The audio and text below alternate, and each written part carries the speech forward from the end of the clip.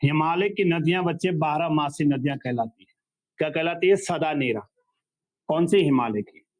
सदा नीरा का मतलब होता है कि जिनमें हमेशा क्या रहता है बच्चे? जल का बहाव या जल पाया जाता है, हमेशा एक समान रहती है। कौन? हिमालय की नदियां। तो ये 12 मासी या सदा नीरा कहलाती है, क्योंकि हिमालय की नदियां बच्चे ग्लेशियर से निकलती हैं, या ग्लेशियर के पिघलने से नदियां प्रभावित होती है, और ग्लेशियर 12 महीने पिघलता रहता है।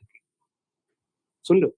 लेकिन जो प्रायद्वीपीय भारत की नदियां हैं नीचे, मैदान पड़ा था, मैदान के नीचे की प्रायद्वीपीय भारत की नदियां सदा नीरा नहीं होती, बल्कि ये मानसूनी नदियां होती है, मौसमी नदियां होती है। कि जब बरसात का मौसम होता है तो इनमें पानी बहुत अधिक मात्रा में होता है, और जैसे बरसात का मौसम ना होकर के गर्मियां पड़ जाती है तो इसमें सूखा पड़ जाता है, और सूखा पड़ जाता है तो क्या हो जाता है बच्चे? इनमें पानी की कमी हो जाती है। क्योंकि ये सदा नीरा इसलिए नहीं होती है क्योंकि ये नदियां न तो किसी ग्लेशियर से निकल रही है, बल्कि ये छोटे छोटे पहाड़ियां, पर्वतों या झीलों, तालाबों से निकलने वाली नदियां हैं। कौन? प्रायद्वीपीय भारत। क्योंकि आपने कभी नहीं सुना होगा कि प्रायद्वीपीय भारत के अंदर कौन सा ग्लेशियर है, सुना है? सब हिमालय में ही पाए जाते हैं। इसीलिए ये नदियां 12 मासी इसलिए नहीं है, सदा नीरा इसलिए नहीं है, क्योंकि यह क्या बच्चे? ग्लेशियर से नहीं निकलती, बल्कि झीलों, तालाबों या पहाड़ियों, पर्वतों से होकर के ये बहने वाली नदियां हैं। ठीक है। अब देखिएगा, यहाँ पे जब हम बात करते हैं कि प्रायद्वीपीय भारत की नदियों को भी दो भागों में बांटा गया है। एक तो ये अरब सागर है, अरब सागर में गिरने वाली नदियां और होगी, और बंगाल की खाड़ी में गिरने वाली नदियां और होगी। यहाँ पे देखिएगा, जो अरब सागर में, यहाँ पे एक पर्वत श्रेणी हम आपको बताए थे, सह्याद्री माउंटेन, याद है? पश्चिमी घाट पर्वत श्रेणी, जो मैंने ताप्ती नदी से लेकर के कन्याकुमारी तक, हिमालय के बाद भारत में सबसे लंबा पर्वत श्रृंखला कौन सी है? पश्चिमी घाट। अब यहाँ पे पश्चिमी घाट के पश्चिम से, मतलब पश्चिमी घाट जो एक पर्वत, मैंने बोला था पर्वत है नहीं, वैसे कगार है, किनारा है। कि कभी एग्जाम में बनता है कि निम्नलिखित में से कौन पर्वत नहीं है, तो 3 तो पर्वत श्रेणी दे देंगे, चौथा अगर पश्चिमी घाट होगा, मार तो ये पर्वत है नहीं, बोलते पर्वत है लेकिन एक उठा हुआ किनारा है, मतलब। ठीक है ना? तो इस पर्वत श्रेणी या पश्चिमी घाट के पश्चिम से जो भी नदियां निकलती हैं, ये नदियां सब कहां निकल जाती है बच्चे? ये सब बंगाल की खाड़ी, अरब सागर के अंदर गिरती है। क्योंकि इसका ढाल इधर मैदान है, एक पूर्वी तटीय मैदान, एक पश्चिमी तटीय मैदान। तो याद रखना, ये नदियां इधर, क्योंकि ढाल इधर है। लेकिन प्रायद्वीपीय भारत के पश्चिमी घाट के पूरब की अगर मैं बात करता हूं, तो प्रायद्वीपीय भारत का जो पूर्वी घाट है, पश्चिमी घाट के इधर पूर्वी भाग, यहाँ का ढाल बच्चे किधर है? यूं है। और जब इसका ढाल पूरब की ओर, अरब सागर, बंगाल की खाड़ी की ओर है, तो यहाँ की नदियां कहां जाकर गिरती होगी? ये बंगाल की खाड़ी में जाकर क्या होती है? गिरने का काम करती है। ठीक है ना? लेकिन मैंने कहा था कि यहाँ पे दो नदियां ऐसी हैं जो पश्चिम की ओर मध्य भारत से होकर आ रही है और पश्चिम की ओर गिर रही। बच्चे देख रहे हो? ये दो नदियां, एक नर्मदा नदी और एक ताप्ती नदी। लेकिन ये देखिएगा, इसका ढाल भले पूरब की ओर था, प्रायद्वीपीय भारत का यहां से, लेकिन ये नदियां पश्चिम की ओर गिर रही, क्योंकि ये दोनों नदियां किस घाटी से होकर गिरने का काम करती हैं? भ्रंश घाटी से गिरती है, बहती है। और भ्रंश आपको बताया था मैंने, एक दरार घाटी बन जाता है ना? क्योंकि जैसा आपने देखा, ये नर्मदा है, इसके ऊपर विंध्याचल पर्वत श्रेणी था, और इसके नीचे सतपुड़ा रेंज था। तो सतपुड़ा और विंध्याचल, उसके बीच में भ्रंश घाटी बनी, इसलिए इसका ढाल या स्लोप क्या हो गया बच्चे? पश्चिम की ओर है, इसलिए खंबात की खाड़ी में गिरने का काम करता है। ठीक है ना? कोई दिक्कत नहीं।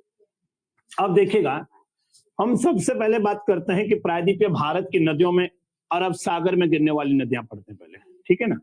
तो देखिएगा, अरब सागर में गिरने वाली नदियां,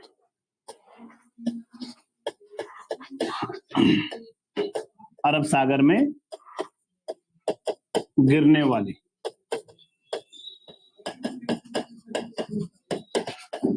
नदियां। ठीक है ना? अरब सागर में गिरने वाली नदियों में देखिएगा बच्चे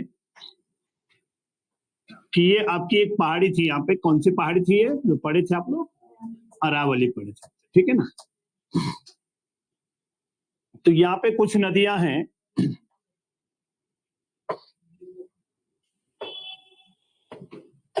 जिन नदियों की बात हम करते हैं बच्चे, तो देखिएगा एक नदी हो गई, ये आपको हम कई बार बता चुके हैं, ये वाला बात। ये क्या है बच्चे? कच्छ का रन है, और यहीं पे ये क्या है? कच्छ की खाड़ी है। ये रन एक दलदल एरिया है, और वहीं पे नीचे कच्छ की खाड़ी हो गई है ना।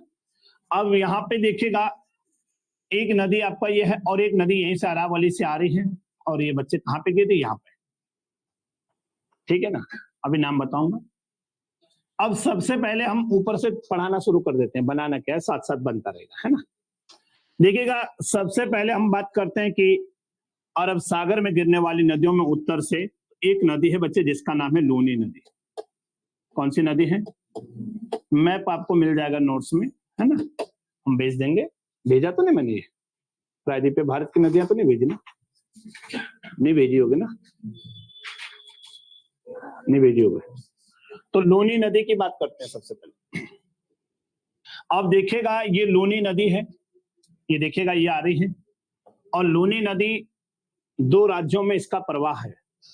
दो राज्यों में कहां पे बच्चे? एक तो राजस्थान से निकल रही है अरावली के पास से, और आगे बहती हुई कहां आ रही है? कच्छ के रन में आ रही है। तो कच्छ का रन कहां पे? गुजरात के अंदर है ना, गुजरात के अंदर। तो ये अरावली से बहती हुई आ रही है, और कहां पे जा रही बच्चे? कच्छ के रन में आकर के क्या हो रही है? विलुप्त हो जाती है। अब देखना यहाँ पे, तो लूनी नदी को बच्चे हम बात करें इसका उद्गम, इसका उद्गम, उद्गम का मतलब जहां से निकलती है नदी। और लूनी नदी जो उद्गम हो रहा है, तो इसका उद्गम याद रखना बच्चे, यहीं पे राजस्थान में अरावली पहाड़ी के पास में एक नागा पहाड़ी है। कौन सा पहाड़ी है ये? अरावली श्रेणी के पास में एक नागा पहाड़ी है, और इस नागा पहाड़ी राजस्थान के अरावली से इसका क्या हो रहा है? अजमेर के पास, मतलब राजस्थान में जो अजमेर वाला एरिया है, तो अजमेर के पास में कौन सा है बच्चे? ये नागा पहाड़ी। तो अजमेर या नागा पहाड़ी से इसका उद्गम हो रहा है। और इसका मुहाना, मुहाना जानते हो आप लोग?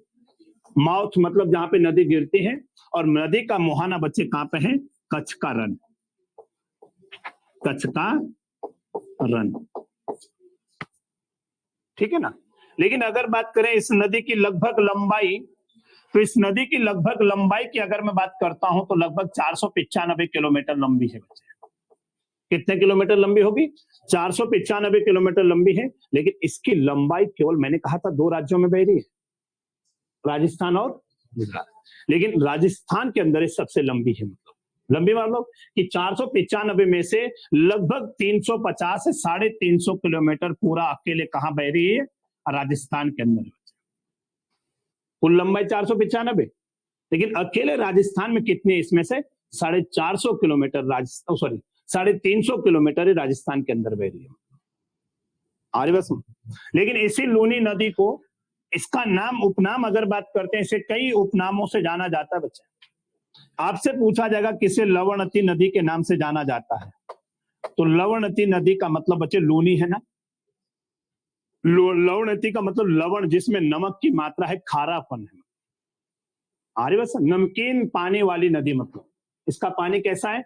खारा है, नमकीन है, मतलब लवणवती लवण से भरी हुई है, तो इसीलिए का नाम क्या है? लवणवती के नाम से जाना जाता है। अगर हम बात करते हैं किस नदी का नाम आधी मीठी और आधी खारी के नाम से जाना जाता है, तो ये भी याद रखना, क्वेश्चन बना हुआ है कि आधी मीठी और आधी खारी के नाम से किसे जाना जाता है? इसी को, क्योंकि जब ये निकलती है नाग पहाड़ी से, तो इसका पानी खारा नहीं होता। जैसे आगे बहती हुई राजस्थान के थार मरुस्थल वाले एरिया में आ जाती है, तो इसका पानी आगे जाकर के नमकीन हो जाता है, खारा हो जाता है। आर्यवसम, तो इसका एक और उपनाम हो गया आधी मीठी, हाँ, आधी मीठी व आधी खारी। आधी मीठी व आधी खारी के नाम से कौन सी नदी जानी जा रही है? बिल्कुल बच्चे, इसी को जाना जाता है, आर्यवसम में। और अगर हम बात करते हैं, कालिदास ने लिखा था इसका नाम, कालिदास ने तो कुछ और कहा था, अंतः सलिला नदी, इसे कालिदास ने कहा था। किसे? हाँ, तो कालिदास जी ने इसे का नाम दिया था अंतः सलिला।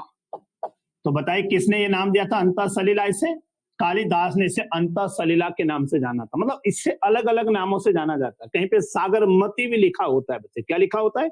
सागरमती के नाम से भी लिखा होता है। तो सागरमती भी इसी का उपनाम हो गया है, सागरमती। तो कभी कंफ्यूज मत होना, अगर उपनाम में पूछे जाए तो आधी मीठी आधी लवणीय खारी, सागरमती या लवणती नदी या अंत सलिला नदी, ये सब इन नामों से किसे जाना जाता है? लूनी नदी को जाना जाता है। ठीक है, बोले। अब देखिएगा ये लूनी नदी, इसे राजस्थान की गंगा के नाम से जानते हैं बच्चे। किस नाम से जाना जाता है? राजस्थान की गंगा के नाम से जाना जाता है। किसे? लूनी नदी को। और इसके अलावा अगर बात करते हैं तो मैंने कहा था ये कच्छ के रण में विलुप्त हो जाती है। अब देखिएगा, कई बार बताया मैंने कि जब ये नदी यहां से निकलती है और कच्छ का रण बच्चे दलदल वाला एरिया है, जैसे ये नदी यहाँ आती है तो इसका पानी बच्चे इस दलदल वाले एरिया में क्या हो जाता है? अदृश्य हो जाता है, मतलब यहीं पे विलुप्त हो जाता है, आगे दिखाई नहीं देता है। मतलब क्योंकि नदियां जब निकलती है, उद्गम होता है, तो उद्गम के साथ जहां से नदियां किसी खाड़ी में गिरती है या किसी अन्य महासागरों में या सागरों में या किसी अन्य नदियों में जाकर मिलने का काम करती है। लेकिन लूनी नदी किसी ना नदी में मिलती है, लूनी नदी ना किसी खाड़ी में गिर रही है, लूनी नदी ना किसी महासागर में गिर रही है, बल्कि लूनी नदी इसी दलदल वाले क्षेत्र में क्या हो जाती है? विलुप्त हो जाती है। इसीलिए इस लूनी नदी को हम कहते हैं ये एक अदृश्य या अंतःस्थलीय नदी है। इनलैंड रिवर बच्चे किसे अंतःस्थलीय नदी के नाम से जाना जाता है? लूनी नदी को अंतःस्थलीय नदी के नाम से जाना जाता है। सुन लो ना मेरी बात, बोले एक अदृश्य हो जाती है, मतलब है ना। लेकिन मैंने आपसे कहा भी था कि अगर कभी बरसात का मौसम है, बरसात के मौसम में पानी बहुत ज्यादा मात्रा में नदियों में बढ़ जाता है, बोला ना मैंने, प्रायद्वीपीय भारत की नदियां हैं, और जब पानी ज्यादा हो जाएगा तो उस क्षेत्र में दलदल वाले एरिया में पूरा पानी नहीं समा पा रहा है, इसीलिए वो आगे आकर के बच्चे कहाँ गिर जाता है? कच्छ की खाड़ी में गिर जाता है ना। और कच्छ की खाड़ी कहाँ पे बच्चे? अरब सागर पे। सुन दो ना मेरी बात, अरब सागर पे तो है। तो अगर ऑप्शन में अरब सागर हो तो बरसात के मौसम में अरब सागर में गिरती है, या कच्छ की खाड़ी है तो कच्छ की खाड़ी मारना होगा, जो भी ऑप्शन होगा दोनों में से एक होगा। सुन रहे हो ना मेरी बात? जो अभी क्वेश्चन पूछा था उत्तराखंड यूपीएससी लोक सेवा आयोग ने, उसने कच्छ की खाड़ी नहीं दिया था वहां पे, उसने अरब सागर दिया था कि यदि बरसात के मौसम में लूनी नदी का जल स्तर बढ़ जाता है तो लूनी नदी का जल कहाँ गिरता है, तो उसने दिया था बच्चे अरब सागर। अरब सागर मतलब है ना, कच्छ की खाड़ी। हाँ, अगर कच्छ की खाड़ी होती तो यहीं पे गिरता हो, लेकिन कच्छ की खाड़ी किस पर है? अरब सागर में। सुन रहे हो मेरी बात? बोले। तो इसीलिए याद रखना। और आपने देखा कि जहां से नदी बहती हुई आ रही है, यहीं पर राजस्थान के अंदर एक झील है बच्चे, जिस झील का नाम है सांबर झील। कौन सी झील हो गई है? सांबर झील, सुना है? सांबर झील जिसे हम क्या कहते हैं बच्चे? भारत में सर्वाधिक खारे पानी की झील। सबसे बड़ी नहीं बोला मैंने, जितने भी भारत के अंदर लवणता वाली झीलें हैं, नमकीन पानी की झीलें हैं, बहुत सारी है, लेकिन सबसे ज्यादा लवणीय, सबसे ज्यादा नमकीन पानी किस झील का है? जिसमें सबसे ज्यादा लवण घुले हुए हैं, मतलब वो सांबर झील है बच्चे। सुने ना। लेकिन अगर आपसे पूछे कि भारत की सबसे बड़ी लवणता वाली झील है तो वो चिल्का झील उड़ीसा में, बड़ी की बात कर रहा हूं। सुन रहे ना। तो बड़ी अलग हो गया, और लवणता वाली, सर्वाधिक लवणता वाली झील सांबर झील हो गई, राजस्थान के अंदर है। ठीक है ना। लेकिन यहीं पे एक चीज और ध्यान देना, अब जो लूनी नदी है, इस लूनी नदी की कई सारी सहायक नदियां भी हैं। लूनी नदी की कई सारी सहायक नदियां हैं, जैसे ये लूनी नदी आ रही है, लास्ट में कच्छ के रण में विलुप्त होने का काम कर रही है, संगम बना रही कच्छ के रण में। अब यहाँ पे ध्यान देना बच्चे, इसकी एक नदी इधर से इसकी सहायक नदी आती है, और ये कहां से? दाईं ओर से आ रही है। कहां से आ रही है? क्योंकि नदी जब यहां से निकल रही है तो ये यूं जा रही है, तो इधर दाईं ओर से, राइट हैंड साइड से आ रही है। तो दाईं ओर से इसकी एक सहायक नदी है जिसका नाम है बच्चे क्या? जोजड़ी नदी। पूछा हुआ क्वेश्चन है कि बताइए जोजड़ी नदी किसकी सहायक है? तो जोजड़ी नदी बच्चे किसकी सहायक हो गई है? लूनी की सहायक नदी है जोजड़ी नदी। सुन रहे हो ना मेरी बात? और ये राजस्थान का जो नागौर जिला पड़ता है ना, नागौर पड़ा होगा, जहां पे पंचायती राज का गठन सबसे पहले हुआ था, है ना। तो नागौर से ही बच्चे जोजड़ी नदी आकर के किस में मिल रही है? लूनी नदी में आकर मिलने का काम करती है। वहीं पे अगर हम बात करते हैं, यहाँ पे कुछ नदियां देखिएगा, एक नदी और इसकी यहां से यूं आती है बच्चे, इसका नाम है सरस्वती नदी। क्या नाम बोला मैंने? सरस्वती नदी। सरस्वती नदी। अब देखिए सरस्वती नदी एक और भी है, सरस्वती, जो आपके इलाहाबाद प्रयागराज के अंदर 3 नदियों का संगम था, गंगा, यमुना और सरस्वती। भले और सरस्वती विलुप्त हो गई, ये अदृश्य है ना, अब नहीं है, लेकिन 3 नदियों का संगम इलाहाबाद या प्रयागराज को कहा जाता है। लेकिन इसी लूनी नदी की एक सहायक नदी कौन सी है? सरस्वती नदी भी इसकी सहायक नदी है। लेकिन सागरमती नदी तो इससे कहा ही जाता है, मैंने अभी उपनाम में बोला था ना लूनी नदी को। इसके अलावा इसमें कई सारी नदियां और भी है बच्चे, है ना। अब सारी नदियां तो नहीं पढ़ेंगे, 1-2 नदियां हैं। एक नदी का नाम है बच्चे सुकरी नदी या जवाई नदी। तो एक नदी हो गई आपकी जवाई, तो बताइए जवाई किसकी सहायक हो गई है? लोने की। सुकरी नदी किसकी सहायक हो गई है? लोने की। तो ये कुछ नदियां याद रखना है कि जोजड़ी नदी, सुकरी नदी, जवाई नदी, है ना, और इसी के साथ साथ अगर बात करें सागी नदी, है ना, बहुत सारी एक गुहिया है, लेकिन ये 3-4 नदियां याद रखना, ये सब लोनी की सहायक नदियां हो गई। तो ये आपको याद रखना बच्चे, लोनी की सहायक नदियां, लोनी के बारे में क्या क्या है, कैसा है, ठीक है ना। बोले, चलो आगे बात करते हैं। अगली नदी है बच्चे कौन सी, देखेगा एक नदी ये अरावली से ही निकल रही है और इस नदी का नाम है साबरमती। ये कौन सी नदी हो गई है? साबरमती नदी। तो बताइए साबरमती कहां से निकल रही है? अरावली से। और जो साबरमती नदी का अगर बात करते हैं, इसका जो उद्गम हो रहा है, ये उदयपुर जिला जो पड़ता है ना राजस्थान के अंदर, तो उदयपुर झीलों की नगरी सुना होगा। किसे झीलों की नगरी कहा जाता है भारत में? उदयपुर, है ना। तो उदयपुर के पास में अगर बात करें तो एक झील है बच्चे यहाँ पे उदयपुर में, जिसका नाम है जय समुद्र झील। क्योंकि राजस्थान के जब मैं झीलें आगे पढ़ाऊंगा, आगे टॉपिक नदियों के बाद झीलें ही हम पढ़ते हैं, है ना। पंचभद्रा, लुनकर सागर, है ना, जय समुद्र झील, सांबर झील, डिडवाना झील, देगान झील, दुनिया भर की झीलें राजस्थान के अंदर है। तो यहीं पे एक झील कौन सी बोला मैंने? जय समुद्र झील।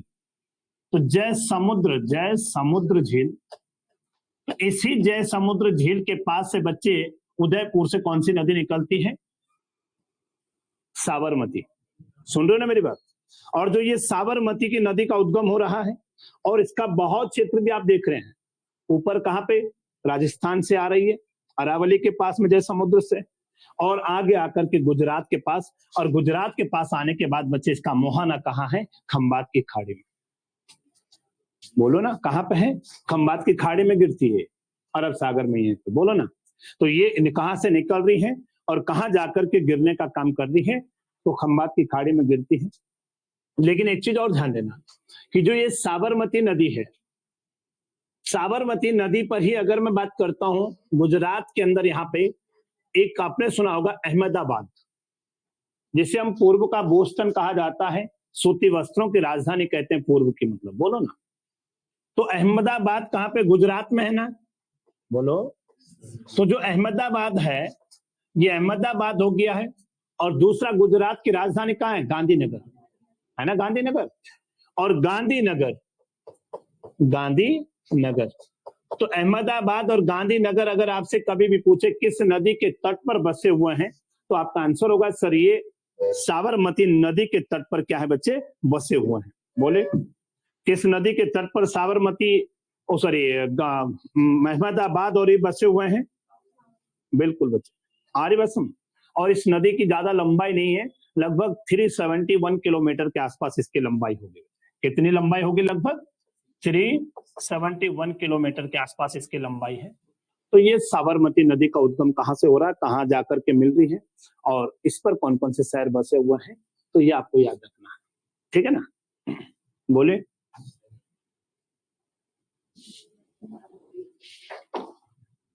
ठीक है। तो ये नदी भी आपके पश्चिम की ओर गिर रही है।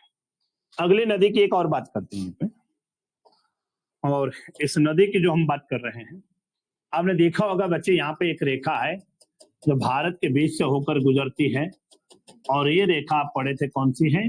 कर्क रेखा। टॉपिक ऑफ कैंसर पढ़े थे ना, कर्क रेखा। कितने राज्यों से होकर कर्क रेखा भारत से होकर बहती है? कितने राज्यों से? 8 राज्यों से। सबसे ज्यादा लंबाई इस नदी की, इस राज्य, इसकी कर्क रेखा के किस राज्य में है? मध्य प्रदेश में। और सबसे कम राजस्थान के अंदर थोड़ा जाती है ना। कर्क रेखा के सबसे उत्तरतम स्थित राजधानी, सबसे दूर जयपुर, गुजरात, जो आपका जयपुर राजस्थान की राजधानी, ठीक है ना। तो यहाँ पे देखिएगा माही नदी। अब माही नदी कहाँ से निकलती है? माही नदी निकलती है मध्य प्रदेश से। कहां से निकलती है? मध्य प्रदेश से निकलती है। और यहाँ पे एक चीज ध्यान देना कि मध्य प्रदेश के अंदर एक जिला पड़ता है यहाँ पे, धार जिला। ध्यान देना, ये आपका यहाँ पे है। और ये एमपी के अंदर, मध्य प्रदेश के अंदर एक धार जिला बोला बच्चे मैंने। कौन सा जिला बोला? धार जिला। तो मध्य प्रदेश के अंदर जो धार जिला है, और धार जिले के पास में एक झील यहाँ पे जिसका नाम है मेहद झील। कौन सी झील है धार जिले में? यहाँ पे मेहद। तो मध्य प्रदेश के धार जिले के मेहद झील से माही नदी का ओरिजिन होता है, उद्गम होता है। और जब इस माही नदी का उद्गम होता है, ये माही नदी जो बहती है और यहां से बच्चे एक यू टर्न लेकर के राजस्थान में चले जाती है। ऊपर चले गए, मतलब कर्क रेखा को काट दिया एक बार, ऊपर चले गए राजस्थान में। और यहीं से बच्चे यू टर्न ले लिया और इसी कर्क रेखा को फिर काट दिया और आगे आकर के कहां गिर जाती है?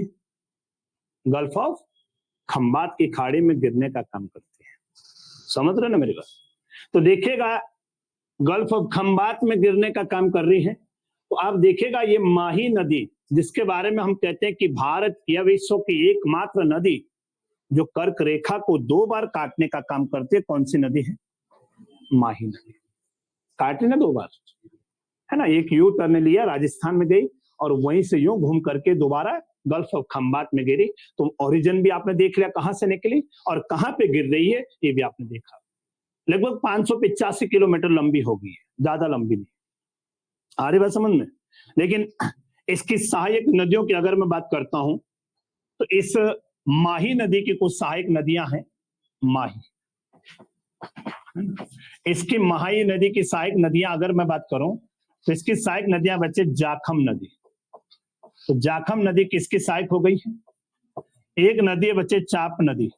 मतलब इसकी सहायक नदियां हैं, 1-2 नदियों के नाम मैं बता रहा हूं। जाखम नदी हो गया है, चाप नदी हो गया है, सोम नदी हो गया है। तो जाखम हो गया है, सोम हो गया है, चाप हो गया है, ये किसकी सहायक हो गई है? ये इसी माही नदी की क्या है बच्चे? सहायक नदियां। ठीक है ना, बोले। तो आपको ये भी ध्यान रखना है कि ये नदियां तो 3 नदियां आपने देखी अभी, ठीक है ना। और ये तीनों नदियां आपने देखी कि कहां कहां पे कैसे कैसे निकल रही है, कहां जा रही है, क्या क्या किसकी खास बात है। आगे बात करें, चलो नेक्स्ट, अरब सागर में ही गिरने वाली नदियां।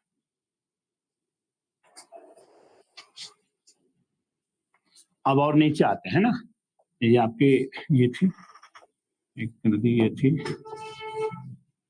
एक नदी, ये थी, 3 तो पढ़ ली, है ना। अब यहीं पे बच्चे आपने देखा था कि यहाँ पे एक पहाड़ी थी, है ना। सतपुड़ा पढ़ा था आप लोगों ने? सतपुड़ा का सबसे पूर्वी हिस्से का नाम क्या था? मैकाल। पढ़ा था ना मैकाल। और मैकाल श्रेणी कहां तक है? छत्तीसगढ़ और मध्य प्रदेश की सीमा तक है। तो छत्तीसगढ़ और मध्य प्रदेश की सीमा से अगर मैं बात करता हूं, यहां से एक नदी का ओरिजिन हो रहा है बच्चे। और जो कहां पे हो रहा है? छत्तीसगढ़ और मध्य प्रदेश की सीमा पर बच्चे, जहां पे आपका क्या है? अमरकंटक है। कौन सा पर्वत है ये? अमरकंटक के पास है, मैकाल श्रेणी से। अमरकंटक के पास से कौन सी श्रेणी है बच्चे? है मैकाल रेंज। या मैकाल रेंज का एक पर्वत है यहाँ पे, अमरकंटक। और यहीं से बच्चे ये नदी निकलती है और आगे आकर के कहां गिर रही है? गल्फ ऑफ खंबात, या इसी को हम क्या बोल सकते हैं? अरब सागर में गिरने का काम करती है। और यही नदी है बच्चे नर्मदा नदी। कौन सी नदी है? तो नर्मदा नदी की आपने दोनों चीजें देख ली। निकली कहां से? मैकाल श्रेणी के अमरकंटक पर्वत के पास से, और बहती हुई कहां की ओर आ गई है? बोलो। बिल्कुल। तो जैसे अमरकंटक देखेगा कहां पे था? छत्तीसगढ़ और मध्य प्रदेश की सीमा पर था। तो मध्य प्रदेश के पास से बच्चे आगे आती है कहां पे? गुजरात में। सॉरी, मध्य प्रदेश से कहां पर? गुजरात में आ जाती है ना। और गुजरात के बाद बच्चे आगे कहां निकल जाती है? नीचे अरब सागर में, बंगाल की खाड़ी, सॉरी खंबात की खाड़ी में। अब देखिए जो नर्मदा नदी है, नर्मदा नदी की अगर मैं बात करता हूं कुल लंबाई, अगर इसकी टोटल लंबाई की बात करता हूं तो इसकी टोटल लंबाई 1312 किलोमीटर लंबी है। कितनी लंबाई है इसकी?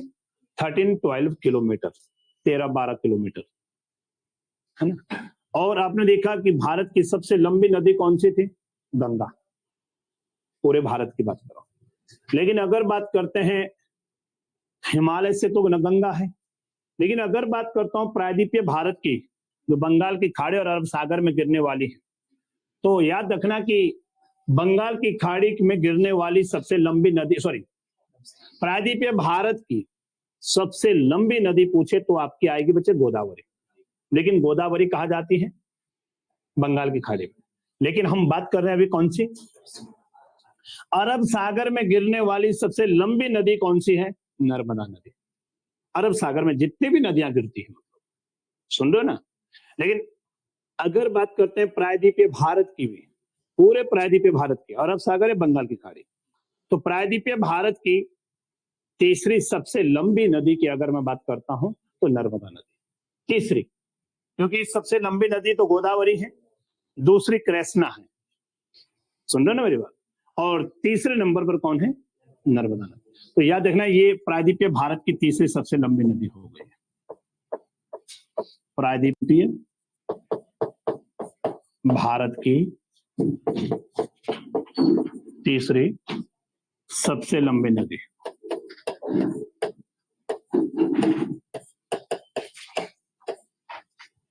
तो प्रायद्वीपीय भारत की तीसरी सबसे लंबी नदी कौन सी हो गई? बिल्कुल। लेकिन यहाँ पे एक चीज ध्यान देना, जो नर्मदा नदी है, नर्मदा नदी पश्चिम की ओर गिरने वाली एकमात्र नदी, एक नहीं बल्कि दो नदियां जो भ्रंश घाटी से होकर बहती है। एक नीचे अभी हम पढ़ेंगे ताप्ती, और एक नर्मदा। भ्रंश घाटी से होकर बहती है, बताया था मैंने, जो पठार पहाड़ियां बताई थी मैंने। तो यहाँ पे ध्यान देना कि नर्मदा नदी कहां से होकर बह रही है? भ्रंश घाटी से। भ्रंश घाटी में बहने वाली नदी है। और भ्रंश घाटी में जब ये बहती है, क्योंकि इसके उत्तर में कौन सी पहाड़ी थी? विंध्याचल, और इसके दक्षिण में कौन सी थी? सतपुड़ा। लेकिन जहां से बच्चे ये अरब सागर में गिरती है, यहीं पे एक छोटा बंदरगाह है, बड़ा तो नहीं बोलेंगे, बड़ा तो 13 बड़े बड़े बंदरगाह थे, लेकिन 200 से ज्यादा छोटे छोटे बंदरगाह। तो यहाँ पे एक बंदरगाह जिसका नाम है भड़ोच। तो बताइए कहां से जाकर के गिर रही है? भड़ोच बंदरगाह से। तो भड़ोच बंदरगाह नर्मदा नदी के मुहाने पर, या जहां पे तट पर, जहां से माउथ इसका अरब सागर में जा रहा है, वहां पे कौन से बंदरगाह इसके मुहाने पर स्थित है बच्चे? तो आपका आंसर होगा सर, इसके मुहाने पर भड़ोच बंदरगाह स्थित है। मतलब आ रही बात समझ? लेकिन यहीं पर अगर बात करते हैं, भड़ोच बंदरगाह है, लेकिन जहां पे नर्मदा नदी का मुहाना अरब सागर में है, वहां पे एक द्वीप हम बताए थे, आलिया वेट द्वीप। कौन सा द्वीप बताया था बच्चे? ये आलिया वेट, याद है? और ये आलिया वेट द्वीप है, ये किसके लिए प्रसिद्ध है? आलिया वेट द्वीप पेट्रोलियम के भंडार के लिए। सुन रहे हो मेरी बात? तो आलिया वेट द्वीप यहाँ पे क्या बच्चे प्रसिद्ध है, और किसके लिए है? पेट्रोलियम के भंडार के लिए, ठीक है ना। क्योंकि कभी ये क्वेश्चन आया था, मैंने बोला भी कई बार कि नर्मदा नदी का मुहाना अरब सागर में जहां पे है, कौन से द्वीप के पास में है? तो द्वीप पूछेगा तो कौन सा है बच्चे? आलिया वेट द्वीप हो गया, ठीक। यहीं पे अगर और आगे चलते हैं, इसी नर्मदा नदी पर कई सारे जल विद्युत परियोजनाओं का निर्माण हुआ है ना। क्योंकि आपने देखा कि एक पर्यावरणविद थी जिनका नाम था बच्चे मेधा पाटेकर। सुना मेधा पाटेकर का नाम? और भी मेधा पाटेकर जो है गुजरात के अंदर, मेधा पाटेकर। तो मेधा पाटेकर का संबंध किससे है बच्चे? नर्मदा बचाओ आंदोलन। जैसे हमारे यहाँ उत्तराखंड में हम पढ़ते हैं ना, चिपको वुमन पढ़ते हैं, गौरा देवी, है ना। तो वैसे नर्मदा बचाओ आंदोलन के प्रणेता, क्योंकि जो नर्मदा नदी है, नर्मदा बचाओ आंदोलन, क्योंकि जो नर्मदा नदी है भ्रंश घाटी में बह रही है। माना एक पहाड़ी इधर है, एक पहाड़ी इधर है, माना ये विंध्याचल है, ये सतपुड़ा है, और बीच में घाटी में कौन सी नदी बह रही है? नर्मदा बह रही है। भ्रंश घाटी में तो बोला दोनों और पहाड़ियां बीच में बह रही है, तभी तो ढाल इधर हो गया। अब ये जो नदी है भ्रंश घाटी में बहती है, तो इसका बहुत गहराई में है, तो पानी सिंचाई के लिए कैसे लाओगे? बड़ी दिक्कतें हैं, है ना, बहुत गहराई में है, दोनों ओर पहाड़ियां हैं, तो इसीलिए इस पर डैम बनाने पड़ेंगे, कुछ पावर प्रोजेक्ट बनाने पड़ेंगे, फिर पानी रोका जाएगा सागर में, झील बनेगी, झील के बाद फिर वहां से सिंचाई के लिए पानी, पीने के लिए पानी अलग अलग जगह से यूज किया जा सकता है ना। और साथ में डैम बनाने के बाद विद्युत का उत्पादन भी किया जाता है इनसे। अब इसीलिए बच्चे इसी नर्मदा नदी पर लगभग बड़े बड़े बांध की अगर मैं बात करता हूँ, छोटे छोटे तो गिनती नहीं, बड़े बड़े डैम लगभग अगर बात करता हूँ तो इस पर लगभग 33-35 के आसपास बड़े बड़े डैम बने हुए, परियोजना बनी हुई है। आरे बस।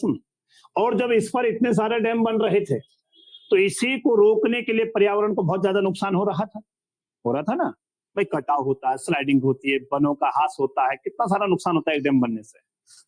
तो इसीलिए मेधा पाटेकर इनको रोकने का विरोध कर रही थी कि इन्हें रोकिए, ऐसा मत कीजिए, बल नर्मदा नदी को बचाइए। आर्यवसम।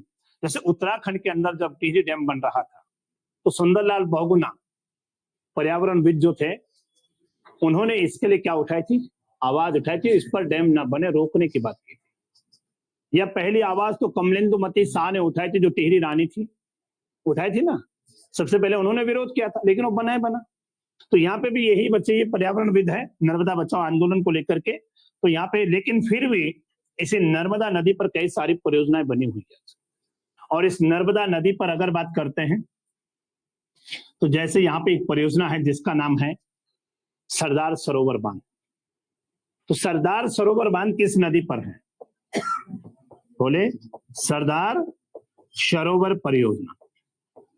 तो सरदार सरोवर बांध इसी पर है। अगर यहीं पे बात करते हैं सरदार सरोवर के साथ साथ महेश्वर बांध, महेश्वर बांध भी इसी पर है। अगर बात करते हैं नर्मदा सागर परियोजना, नर्मदा सागर परियोजना भी इसी पर है। मतलब दुनिया भर के बांध इस पर बने हुए हैं बच्चे, है ना। इंदिरा सागर परियोजना भी इसी पर है। तो विभिन्न प्रकार की परियोजनाओं का इस पर क्या किया गया है, निर्माण किया गया। किस नदी पर? नर्मदा नदी पर। आरे बस, ये हम जल विद्युत परियोजनाओं में पढ़ेंगे बहुत ज्यादा। अभी सिर्फ आपको ध्यान रखना 2-3 परियोजनाएं। और जो सरदार सरोवर बांध किस पर है? नर्मदा पर।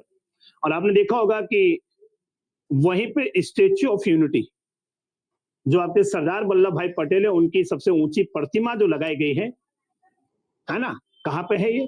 सरदार सरोवर बांध के पास में, नर्मदा नदी के तट पर, वहां पे है ना, गुजरात के अंदर। जो पूरे भारत से वहां के लिए लोहा मंगवाया गया, लोहे तब जाके इसको बनाया गया था, मतलब इस प्रतिमा को। आज देखना घर जाके यूट्यूब पे सर्च करके स्टेच्यू ऑफ यूनिटी, इसकी हाइट 181-82 के आसपास ऐसे कुछ है ना, देखना उसे। नेक्स्ट, अब नर्मदा नदी जब बहती है तो मध्य प्रदेश से होकर आ रही ना बच्चे, और मध्य प्रदेश के अंदर एक शहर है जिसका नाम है जबलपुर। सुना? जबलपुर। मध्य प्रदेश का हाईकोर्ट भी जबलपुर में है। तो जबलपुर हो गया, जबलपुर, है ना। दूसरा होशंगाबाद हो गया, होशंगाबाद। होशंगाबाद सुना है? मध्य प्रदेश के अंदर है ये भी। होशंगाबाद में जहां पे करेंसी, सॉरी, नोट प्रेस मिल है बच्चे, जो नोट का कागज होता है ना, रुपए का कागज होता है, उसकी जो फैक्ट्री है, मिल है, होशंगाबाद के अंदर है। सुना था? बोले, पेपर करेंसी मिल कहाँ पे? नोट करेंसी मिल कहाँ पे है? मिल मानी फैक्ट्री, मतलब जहाँ पे कागज बनता है, मतलब सेंचुरी पेपर नहीं, नोट करेंसी या नोट करेंसी पेपर मिल, मतलब। तो होशंगाबाद मध्य प्रदेश में। तो होशंगाबाद भी किस नदी के तट पर बसा हुआ है? भड़ोच किस नदी के तट पर बसा हुआ है? और जबलपुर किस नदी के तट पर बसा हुआ है? बिल्कुल बच्चे, ध्यान देगा। तो आपने देखा कि ये इसके तट पर कई सारे शहर बसे हुए हैं, होशंगाबाद, जबलपुर, भड़ोच। भड़ोच तो आप देख ही रहे हैं यहाँ पे, ठीक है ना। तो ये इसके तट पर बसे हुए हैं। और दूसरा इसका मुहाना खंबात की खाड़ी में। लेकिन एक चीज और ध्यान देना, नर्मदा नदी पर कई सारे वाटरफॉल भी बने हुए हैं, जलप्रपात। और यहाँ पे जब मध्य प्रदेश में जब आते हो, और जहां पे मैंने कहा था जबलपुर, जबलपुर के पास में एक जगह है जिसका नाम है भेड़ा घाट। कौन सा घाट है? भेड़ा घाट, है ना। एक घाट है बच्चे यहाँ पे, भेड़ा घाट। और जबलपुर के पास भेड़ा घाट में, मध्य प्रदेश में, एक जलप्रपात है जिसका नाम है कौन सा? कौन सा? क्या? धुआंधार जलप्रपात। जोर से बोलना थोड़ा, है ना। धुआंधार जलप्रपात, वेरी गुड। धुआंधार जलप्रपात, जान तो जलप्रपात है, धुआंधार जलप्रपात। क्योंकि जलप्रपात मैंने बताया था वाटरफॉल, जब किसी पहाड़ी या पठार के सहारे ऊंचाई से पानी नीचे गिरता है तो वही वाटरफॉल हो गया, झरना हो गया, मतलब, है ना। तो धुआंधार जलप्रपात किस नदी पर है? कहां पे है ये? मध्य प्रदेश में। कहां पे? जबलपुर के भेड़ा घाट में। लेकिन अगर हम यहीं पे बात करते हैं बच्चे, इस पर और भी कई सारे जलप्रपात हैं। एक कपिल धारा जलप्रपात भी है। कौन सा जलप्रपात बोला मैंने? कपिल धारा। तो अगर आपसे पूछा जाता है कि कपिल धारा,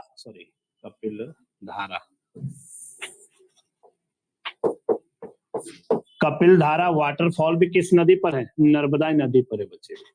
और कपिल धारा जलप्रपात के साथ साथ एक दूध सागर जलप्रपात है, दुग्ध धारा जलप्रपात। और एक आपका है बच्चे दूध सागर जलप्रपात। दुग्ध और दूध अंतर है दोनों में, ठीक है ना। दूध सागर अलग है और दुग्ध सागर अलग है, मतलब वाटरफॉल। तो यहीं पे नर्मदा नदी पर एक और जलप्रपात है और जिसका नाम है दुग्ध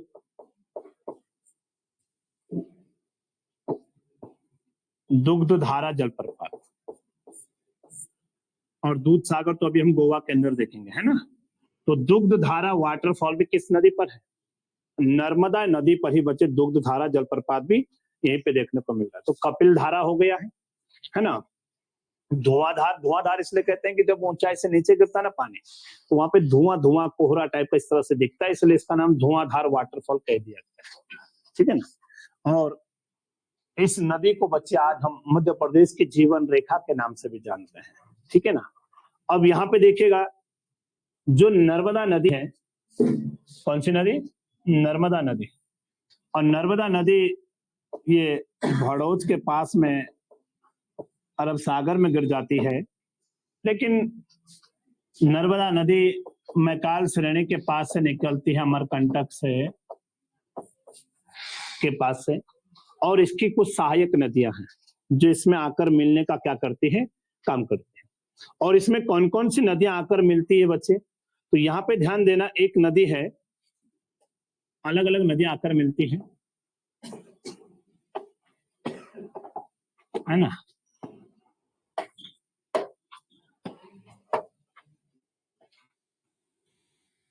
एक नदी है जिसका नाम है हथिनी नदी। तो हथिनी नदी भी इसकी सहायक हो गई है, किसकी? नर्मदा की। हथिनी नदी के साथ ही अगर आगे चलते हैं, एक नदी आएगा मान नदी। तो मान नदी भी इसकी सहायक नदी हो गई है। मान के साथ आगे चलोगे तो वरना नदी हो गई है। वरना, वरना सा लग रहा है, वरना नदी हो गई है ना। वरना के साथ ही अगर हम बात करते हैं तो हिरण नदी हो गई है। कौन सी हो गई है? हिरण। ये देखिएगा, ये ऊपर से आ रही सारी। हिरण नदी, वरना नदी, मान नदी, हथिनी नदी, ये सब किसकी सहायक है? नर्मदा। लेकिन यहीं पे अगर हम बात करते हैं, कुछ नदियां इसकी इधर से सहायक नदियां आती है बच्चे, और इन नदियों का नाम है, जिसका नाम है बच्चे शेर नदी। तो शेर नदी किसके सहायक हो गई? ये भी नर्मदा की हो गई। शेर के साथ साथ अगर हम बात करते हैं, एक आती है शक्कर नदी। तो शक्कर नदी भी किसके सहायक हो गई है? इसी के सहायक हो गई है। शेर नदी, शक्कर नदी, और एक नदी आएगी बच्चे तवा नदी। शेर, शक्कर और तवा, हथिनी, मान, वरना और हिरण, और भी बहुत सारी है, कोलार, बहुत दुनिया भर की है। तो ये नदियां किसके सहायक हो गई है? नर्मदा की। सब नर्मदा नदी में आकर क्या करती है? मिलने का काम करती है। और 1312 किलोमीटर इसकी लंबाई है, तो ये भी याद रखना है। बोले तो इस पर परियोजना भी आपने देख ली, इसकी लंबाई भी देख ली, इसके सहायक नदियां भी देख ली है, ठीक है ना। लेकिन एक नदी और इसके ध्यान रखना, सहायक नदी, जिसका नाम हम कहते हैं ओरसंग। ओरसंग नदी भी किसके सहायक हो गई है? इसी के। बहुत सारी है मतलब। तो ये आपकी नर्मदा हो गई बच्चे। बोलो, समझ गए? आगे बात करें।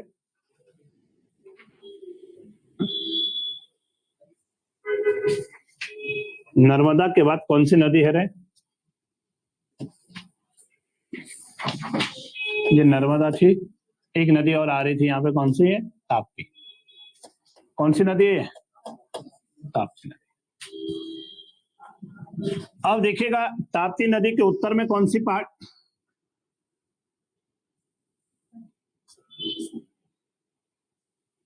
ताप्ती नदी के उत्तर में कौन सी पहाड़ी है?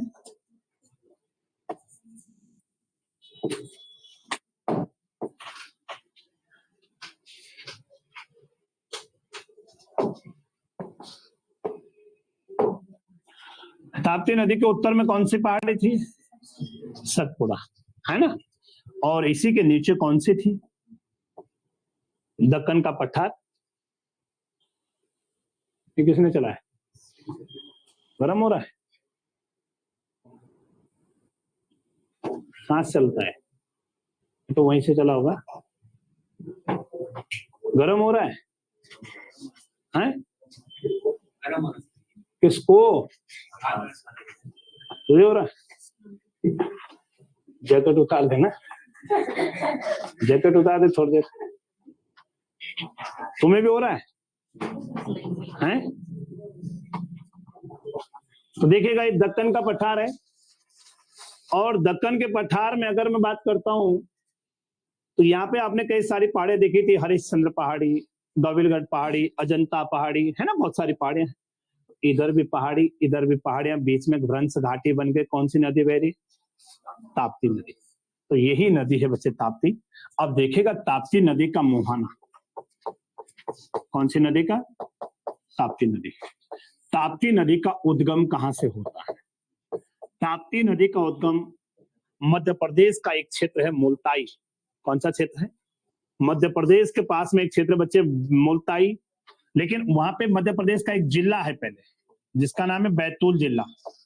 तो बैतूल जिला कहाँ पे है? ये मध्य प्रदेश में। बैतूल जिले के पास में एक क्षेत्र है जिसका नाम है मुल्ताई। समझ रहे? मुल्ताई क्षेत्र मध्य प्रदेश के बैतूल जिले के पास में स्थित मुल्ताई नामक स्थान से, आर्यवसम, और मुल्ताई नामक स्थान से कहां से? सतपुड़ा के पास में है। देख रहे हो ये? देख रहे हो ना ये? तो मुल्ताई नामक स्थान से, सतपुड़ा श्रेणी से इस नदी का ओरिजिन हो रहा है। नहीं समझ आए? सतपुड़ा श्रेणी से हो रहा है, लेकिन सतपुड़ा श्रेणी कहां पे? मध्य प्रदेश के बैतूल जिले के मुल्ताई नामक स्थान से इस नदी का ओरिजिन हो रहा है। और ये पश्चिम की ओर भ्रंश घाटी में बहती हुई आगे आकर के गल्फ ऑफ खंबात में गिरने का काम कर रही है, अरब सागर में गिर रही है। मुहाना पता चल गया कहाँ गिर रही है और कहां से निकल रही है? सुन रहे हो मेरी बात? लेकिन इस नदी की लंबाई, ताप्ती नदी की लंबाई लगभग 724 किलोमीटर है, ज्यादा लंबी नहीं है। 724 किलोमीटर लंबी है बच्चे, लगभग। कितने किलोमीटर? 724 किलोमीटर। ध्यान देगा, बोलिए। और यही ताप्ती नदी जो है, तो दो नदियां पश्चिम की ओर भ्रंश घाटी से बहती हैं। और वैसे तो मैंने आपको बोला ही है कि जितनी भी नदियां पश्चिम घाट की ओर गिरती है अरब सागर में, वो नदियां क्या नहीं बनाती है? डेल्टा नहीं बनाती, बल्कि वो क्या बनाती है? एस्चुरी का निर्माण करती है, ज्वार नदमुख का निर्माण करती है। क्या नर्मदा ताप्ती भी डेल्टा बनाएगी? क्या क्या बनाएगी? ये एस्चुरी बनाएगी, ज्वार नदमुख का निर्माण करेगी। इसीलिए यहाँ पे ध्यान देना, इस नदी पर एक परियोजना ध्यान रखना, और भी बहुत सारी है। एक परियोजना है जिसका नाम है बच्चे, कौन सी परियोजना? हम बोले उकाई। सुना उकाई पावर प्रोजेक्ट? उकाई परियोजना। और उकाई परियोजना किस नदी पर? गुजरात के अंदर है। और वो आपका ताप्ती नदी पर उकाई परियोजना स्थित है बच्चे, बोले ना। किस नदी पर है? उकाई परियोजना किस नदी पर बनी हुई है? ताप्ती नदी पर बनी हुई है। लेकिन जहां से ताप्ती नदी अरब सागर में गिरती है, खंबात की खाड़ी में, यहाँ पे तो आपने देखा था भड़ोच, और यहाँ पे एक बंदरगाह और है तट पर, छोटा बंदरगाह सूरत। तो सूरत किस नदी के तट पर बसा हुआ है? ताप्ती नदी के तट पर बच्चे सूरत बसा हुआ। तो सूरत बंदरगाह तट पर है, मतलब इसी नदी के पास में, मुहाने पर, ठीक है ना। और सूरत शहर भी इसी के तट पर होगा। और याद रखना बच्चे, ये नदी भी मध्य प्रदेश के बाद महाराष्ट्र, महाराष्ट्र के बाद गुजरात, गुजरात के बाद कहाँ गिर जाती है? खंबात की खाड़ी में गिरने का काम करती है। तो ये भी आपको ध्यान रखना है, ठीक है ना। लेकिन इस ताप्ती नदी में कि कई सारी सहायक नदियां हैं इसकी भी, और इसकी सहायक नदियों में अगर बात करते हैं, कभी पूछे कि पूर्णा नदी, गिरना नदी, ये सब किसकी सहायक नदियां हैं? तो पूर्णा, गिरना, बोरी, बघुर, पांझर, अनेर, ये सब इसकी सहायक नदियां हैं। सहायक नदियां किसकी सहायक नदियां? ताप्ती की। पूर्णा नदी, गिरना नदी, पांझर नदी, है ना। पूर्णा नदी, गिरना नदी, पांझर नदी, है ना। और एक नदी और लिखना, बघुर नदी, ना। बहुत सारी है, ये दो तीन याद रखना, पांझर, गिरना, पूर्णा। एक बार पूछा था कि पूर्णा एवं गिरना नदी किसकी सहायक है? ये ताप्ती नदी की क्या है? सहायक नदियां हैं। तो ये हो गया आपकी कौन सी नदी बच्चे? ताप्ती नदी, ठीक है ना, बोले।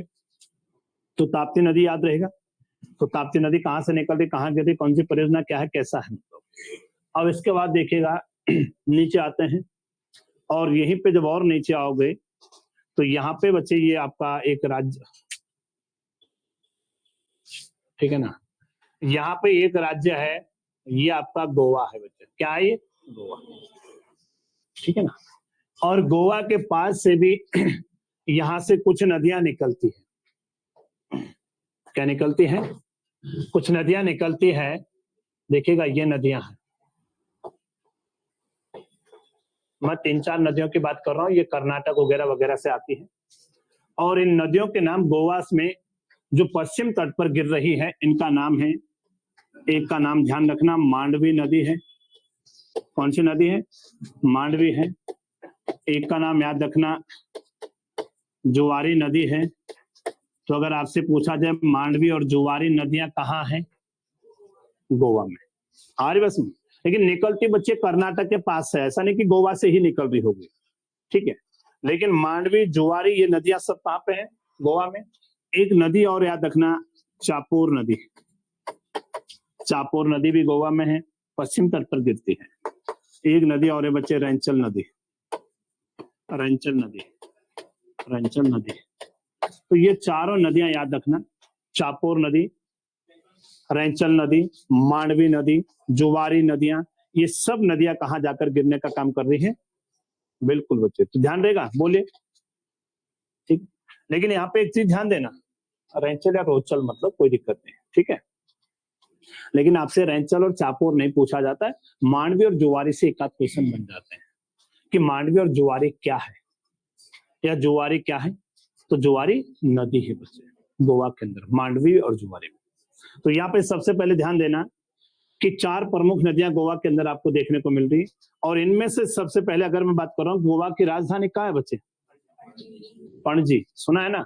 तो जो गोवा की राजधानी पणजी है, गोवा, सॉरी, गोवा की राजधानी पणजी है।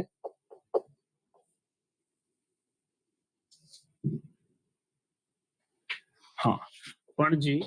तो ये पूछा जाता है कि बताइए पणजी गोवा की राजधानी किस नदी के तट पर बसी हुई है? मांडवी नदी के तट पर।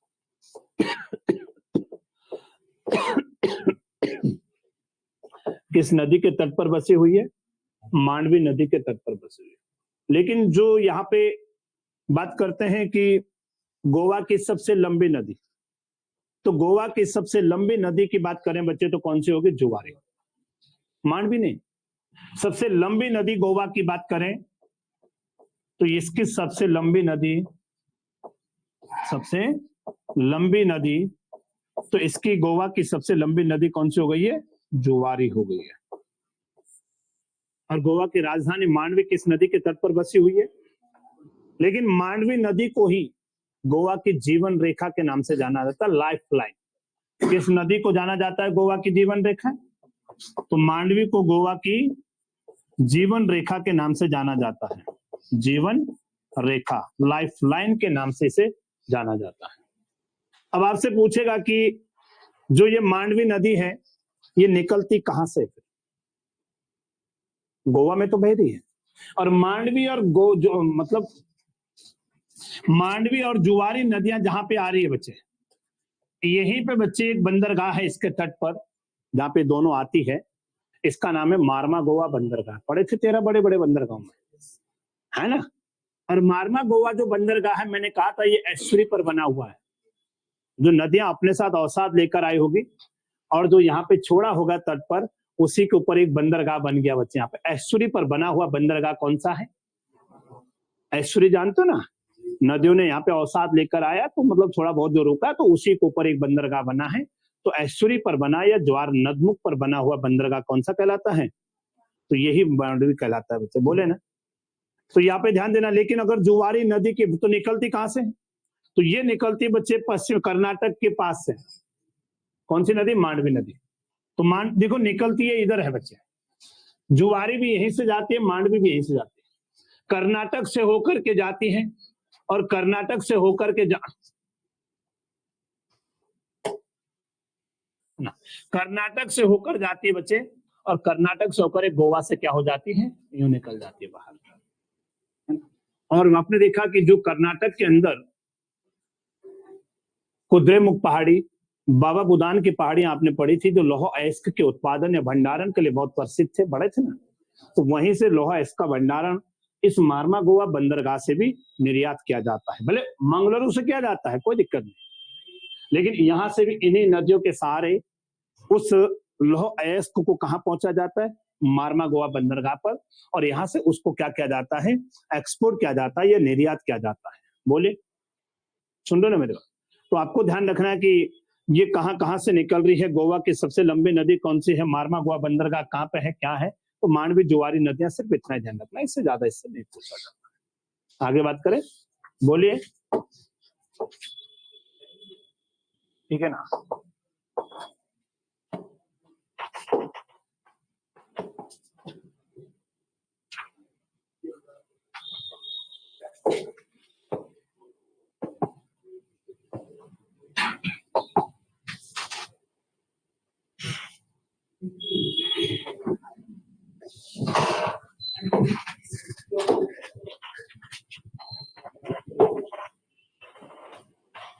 गोवा के बाद नीचे कौन सी नदी थी?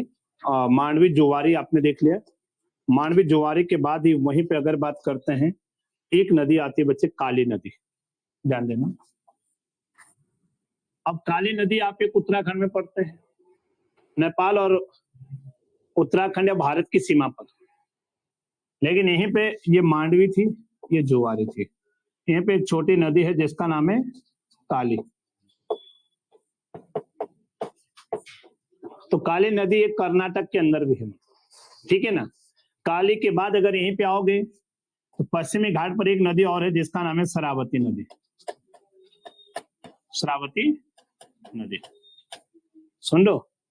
शरावती नदी के नीचे आओगे तो यहीं पे बच्चे अगर हम बात करते हैं तो केरला के अंदर आपने सुना होगा भरत पूजा, जिसे हम बच्चे पैनानी नदी भी कहते हैं वैसे। तो भरत पूजा हो गया है। तो एक नदी और यहाँ पे पश्चिमी की ओर गिरती है, ये भी, जिसका नाम है भरत, क्या बोला है? पूजा नदी। एक नदी और आती है बच्चे, ये तमिलनाडु से होकर आती है, इसका नाम है पेरियार नदी। कौन सी नदी थी ये? कौन सी नदी थी? पेरियार, सुना है पेरियार? और लास्ट में अरब सागर में गिरने वाली अंतिम नदी जिसका नाम है बच्चे पेम्बा नदी। कौन सी है? पेम्बा।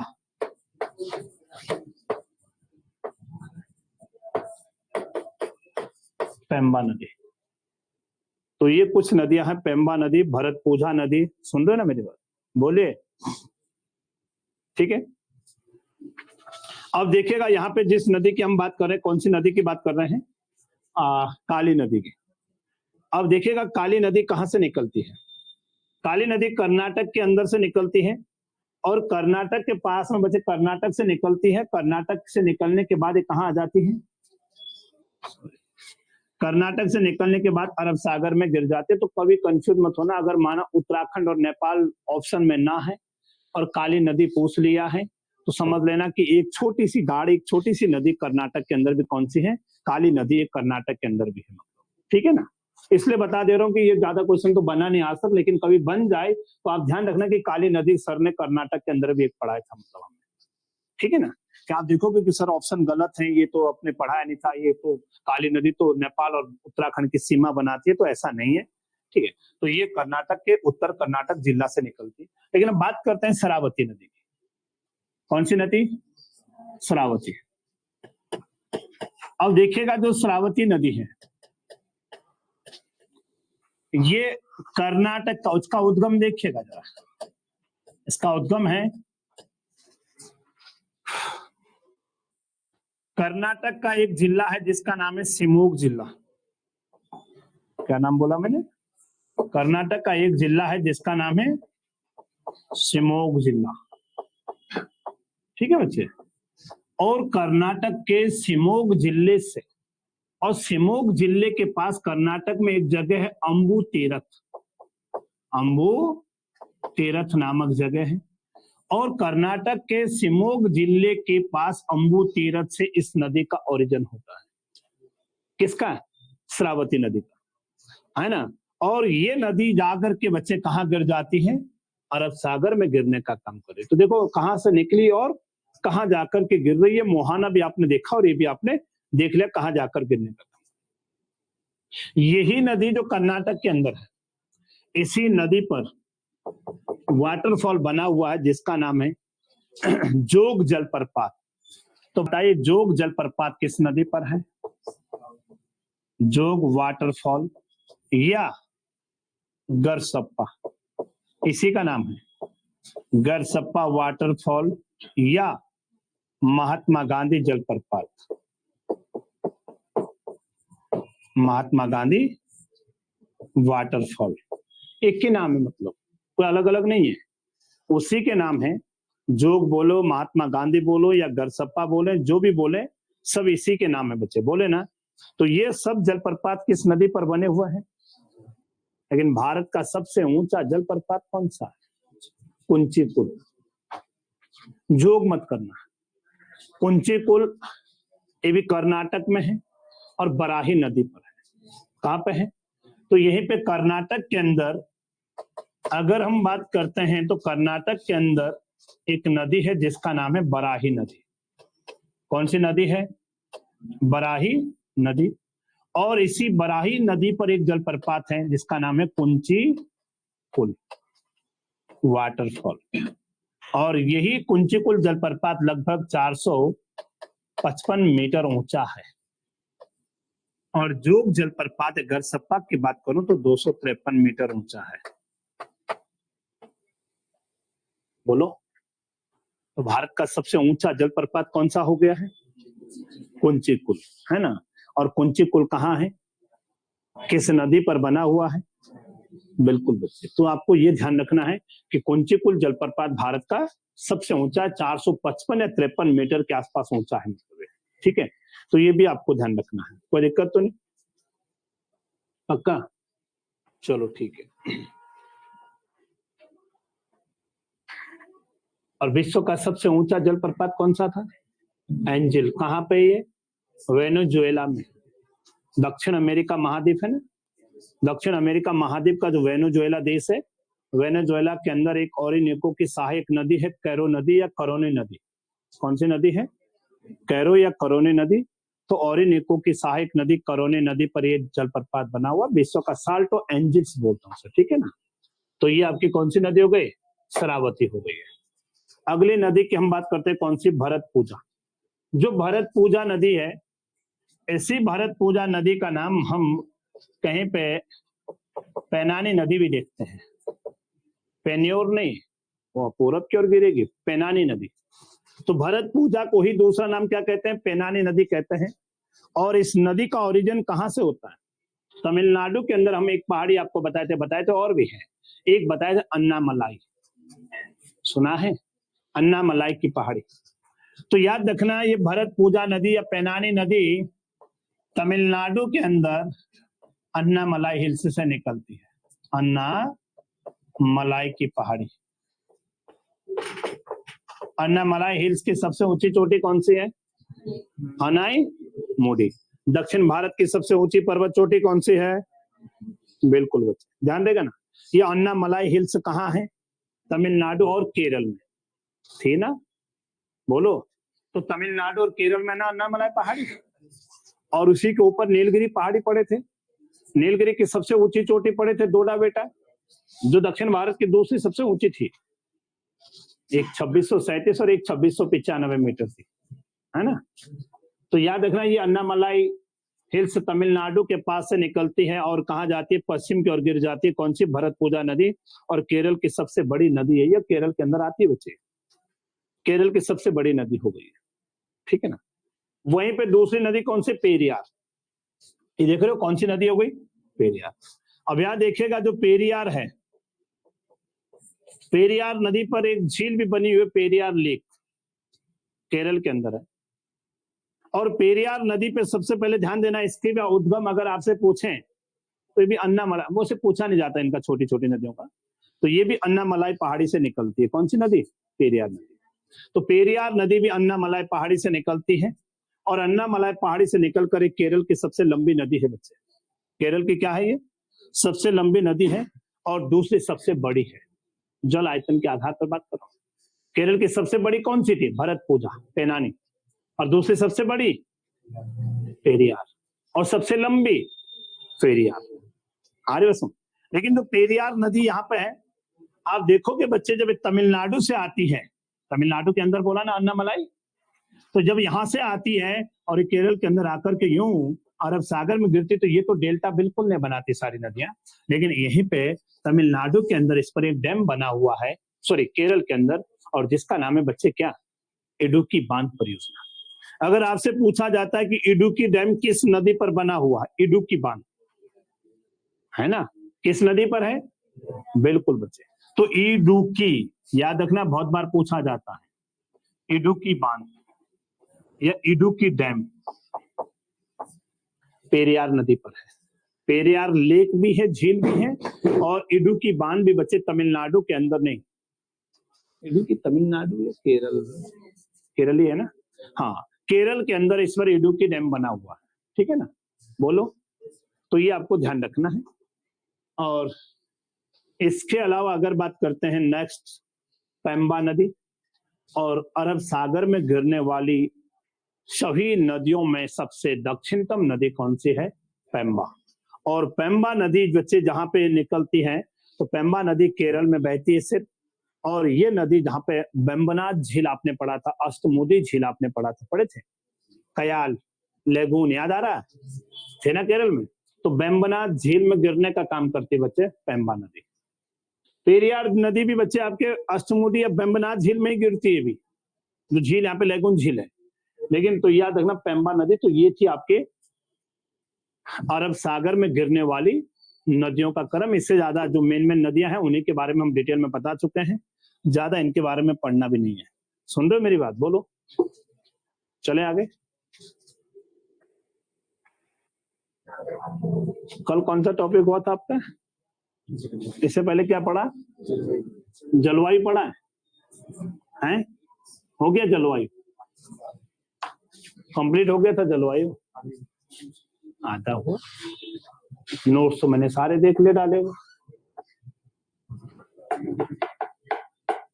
चलो जलवायु हो गया आप लोगों का ना।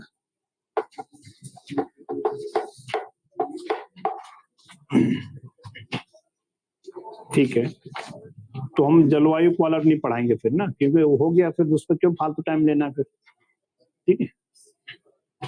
अब बात करते हैं बंगाल की खाड़ी में गिरने वाली नदियां। क्या हुआ, समझ में नहीं आया है अर्चना? समझ में नहीं आया?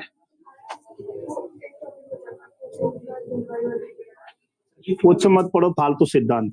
क्लाइमेटोलॉजी में मात्र हमने इतने पेपर दिए, आज तक नहीं पूछा।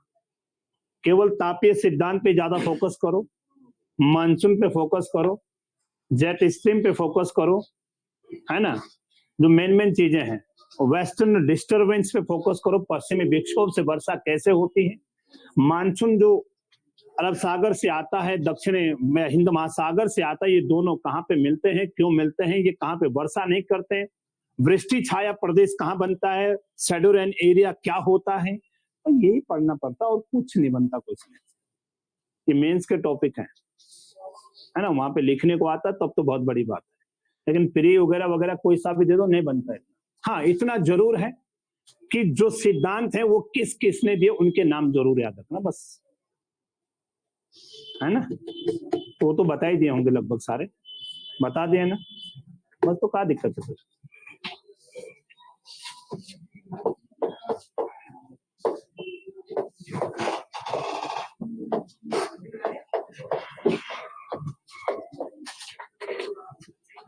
बंगाल की खाड़ी में गिरने वाली नदियां,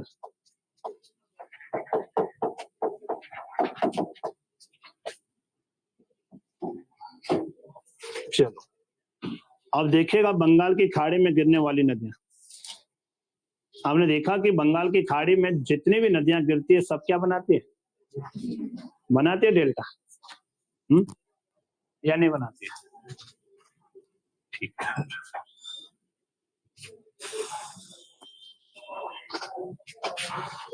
देखिएगा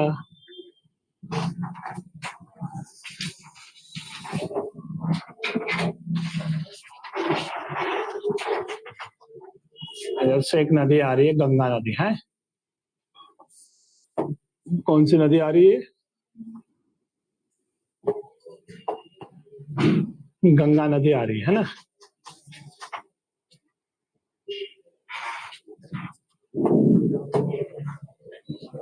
गंगा नदी आ रही है, गंगा आपने पढ़ा है, पश्चिम बंगाल में जैसे गंगा नदी आती है तो गंगा नदी दो धाराओं में बढ़ जाती है।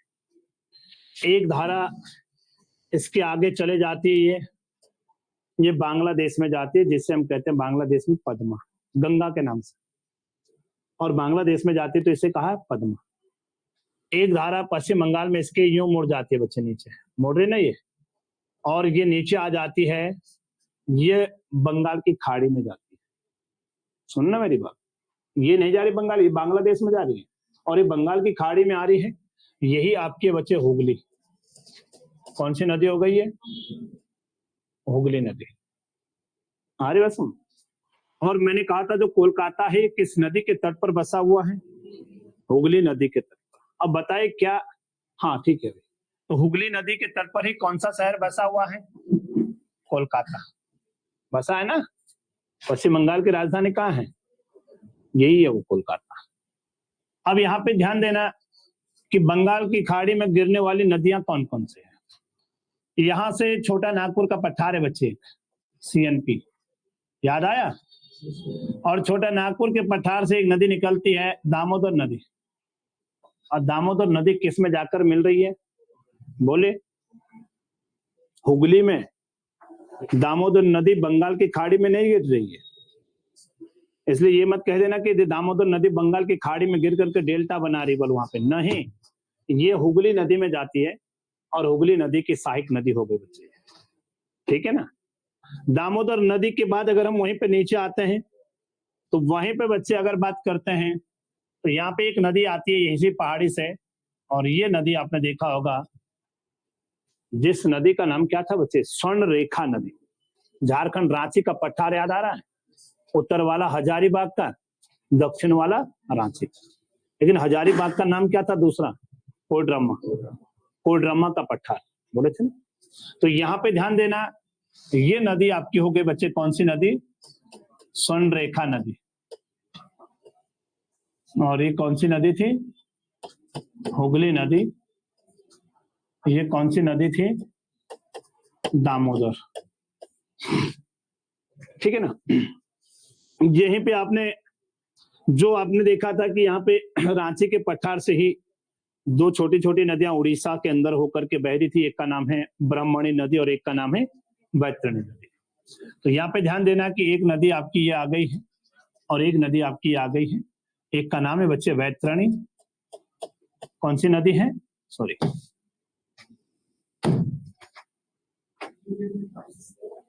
एक का नाम है ब्राह्मणी नदी। कौन सी नदी हो गई? और एक का नाम हो गए बच्चे कौन सी? वैतरणी नदी। उड़ीसा के अंदर बह रही मतलब है। और यहीं पे जब और नीचे आओगे तो यहाँ पे आपने एक पहाड़ी पढ़ा था बच्चे जिसका नाम सतपुड़ा था। सतपुड़ा का पूर्वी भाग मैकाल था। मैकाल के पास में ही मैंने कहा था यहाँ पे एक सिंहो पहाड़ी है, बताया था सिंहो पहाड़ी।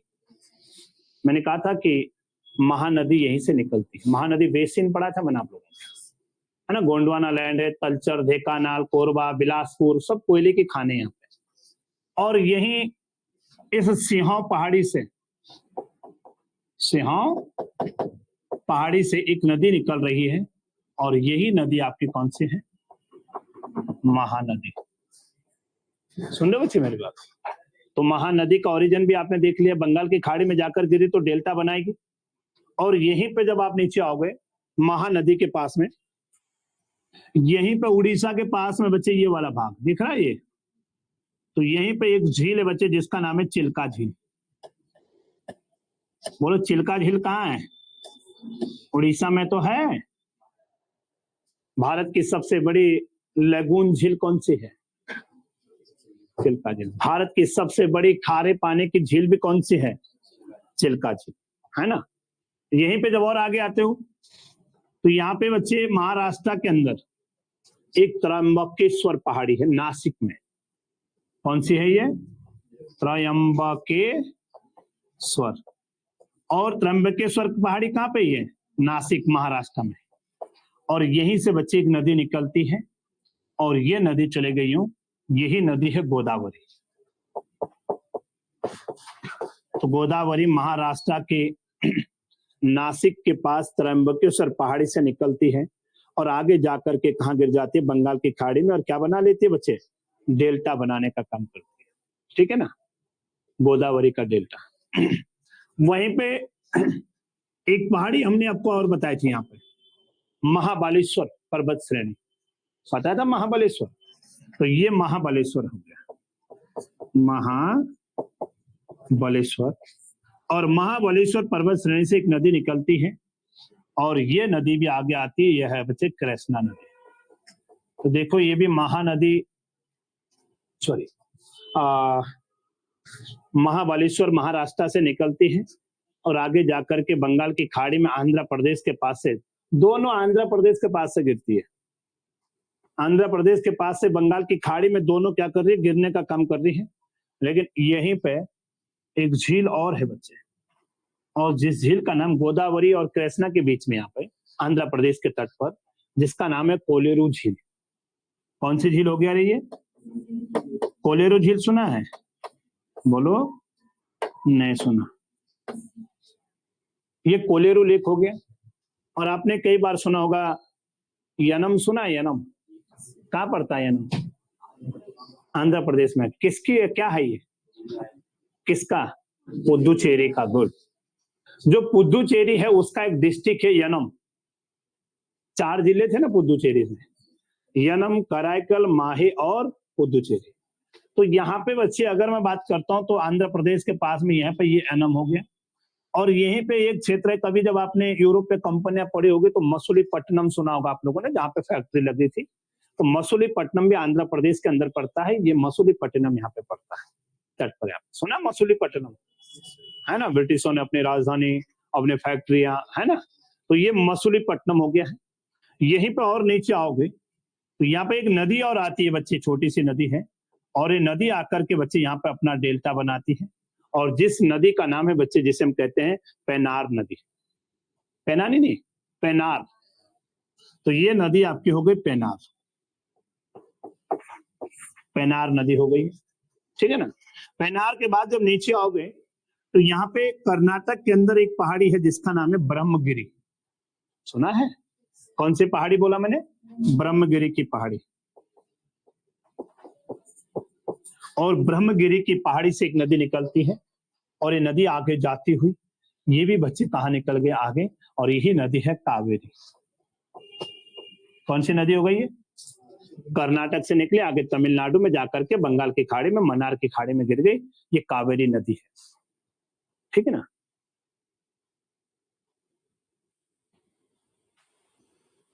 तो कावेरी नदी हो गई।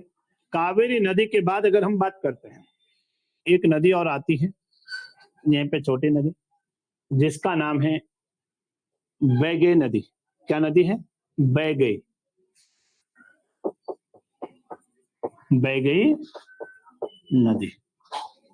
ये भी बंगाल की खाड़ी में, मन्नार की खाड़ी ना, जहाँ पाकिस्तान और पाक जल संधि है, श्रीलंका और उसके बीच में, वहां पे गिरती है, मतलब बैगे नदी। और आपने देखा था कि सर अरब सागर में गिरने वाली सबसे दक्षिणतम नदी कौन सी पड़ी थी अभी? पेम्बा पड़े थे ना, पेम्बा, पेरियार से नीचे।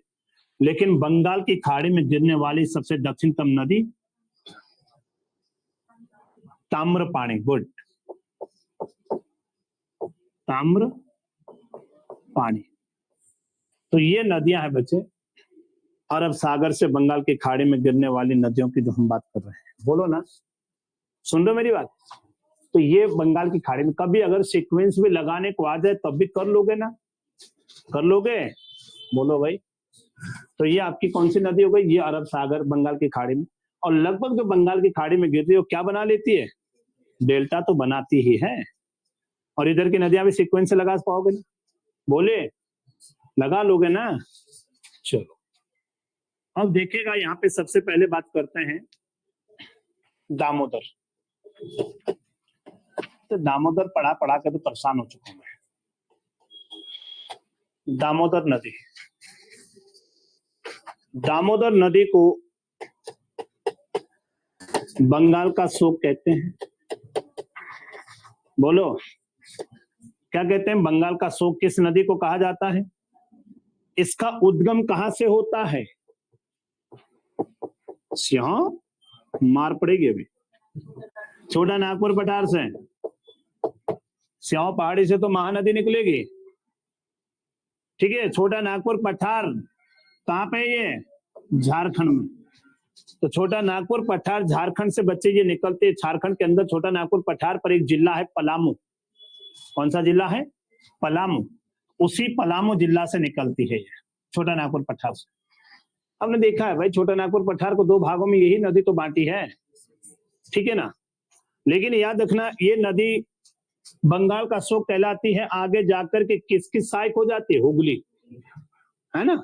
तो ये हुगली नदी की सहायक हुगली नदी में मिल जाती है, बंगाल की खाड़ी में जाकर कोई डेल्टा डोल्टा नहीं बनाती है। लेकिन याद रखना, जब मैंने छोटा नागपुर का पठार पढ़ाया, उस पर मैंने आपको ये पठार पढ़ाया था, मैंने दामोदर नदी यूं बताई थी, और मैंने इसमें कुछ सहायक नदियां बताई थी, याद है? एक नदी हम बोले थे कोनार, कोनार किसके सहायक है? एक नदी हम बोले थे बोकारो, बोकारो किसके सहायक है? और एक नदी हम बोले थे बराकर, बराकर नदी भी किसके सहायक है? इसी की सहायक नदियां हो गई बच्चे, बोले ना। तो कोनार, बोकारो, बराकर और भी है, ठीक है ना, ये इसकी सहायक नदियां हो गई है। लेकिन एक चीज ध्यान देना, दामोदर नदी को बंगाल का शोक कहते थे क्योंकि इसमें बहुत ज्यादा बाढ़ आती थी, मैंने बोला था। जैसे कोसी नदी को बिहार का शोक कहते थे, है ना। अब दामोदर नदी पर बचे स्वतंत्र भारत की पहली जल विद्युत परियोजना का निर्माण किया गया। स्वतंत्र भारत की पहली जल विद्युत परियोजना कौन सी है? दामोदर नदी घाटी परियोजना।